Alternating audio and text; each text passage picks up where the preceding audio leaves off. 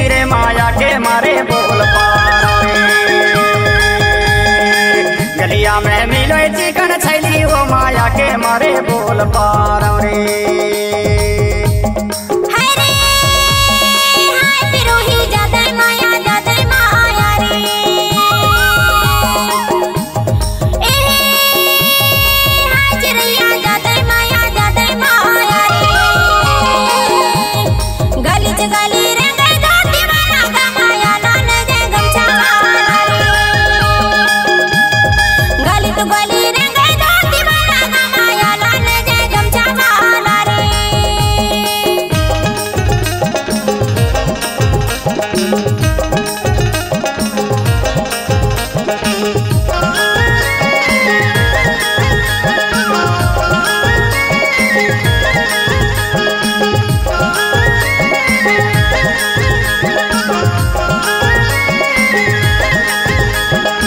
ना मोला भूख लगा ना मोला प्यास गा, ना मोला भूख लगा ना मोला प्यास गा।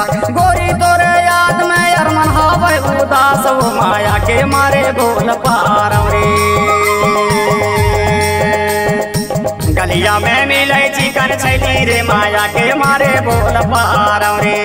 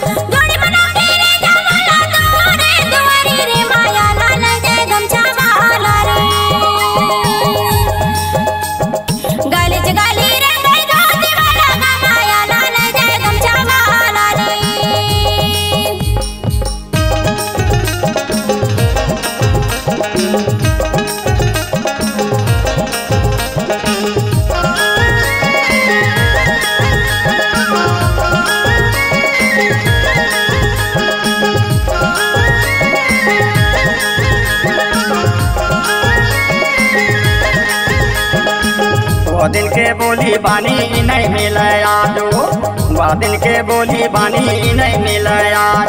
फिर नहीं मिले जोड़िया जिंदगी के राज वो माया के मारे बोल पारे।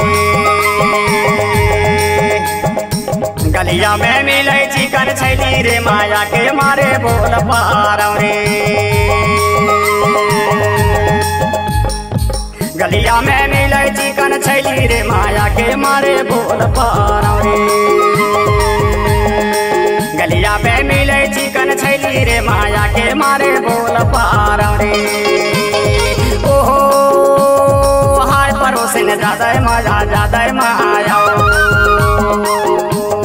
ओहो हाय परोसन ज्यादा मजा ज्यादा माया।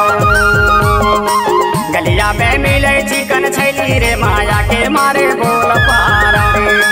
गली गली रे गई दो दीवाना का माया लाल गे गमछा रे। गलिया में मिले चिकन छैली रे माया के मारे बोल पारे। गली गली रे गई दो दीवाना का माया लाल गे गमछा रे। गलिया में मिले चिकन छैली रे माया के मारे बोल पारे। ओहो छत्तीसगढ़ी सांस्कृतिक लोक कला मंच मुरसोन के चिरैया ग्राम हीरापुर निवास जिला मंडला मध्य प्रदेश की अनुपम प्रस्तुति। गायक काशीदास कार्ते, गायिका राखी धारवे, अध्यक्ष आनंद कुमार धारवे, विशेष सहयोगी विजय मोंगरे, गीतकार व निर्देशक कमलेश कार्ते। प्रोग्राम हेतु संपर्क करें 6265993373। हमारा दूसरा नंबर है 7000201765।